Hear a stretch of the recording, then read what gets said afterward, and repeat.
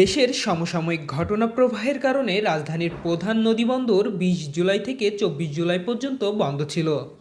টানা ৫ দিন বন্ধ থাকার পর ২৫ জুলাই থেকে আবারও চলতে শুরু করেছে লঞ্চ।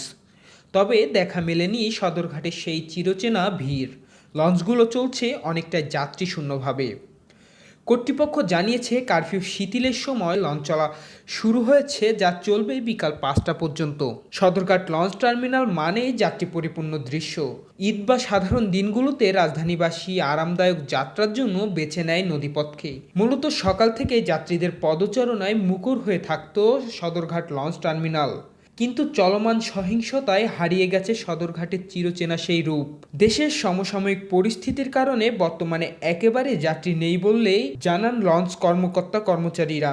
তেমন গাড়ি না চলায় দূর দূরান্ত থেকে যাত্রীরা সদরঘাটে আসতে পারছেন না, এমনটাও মনে করছেন অনেকে।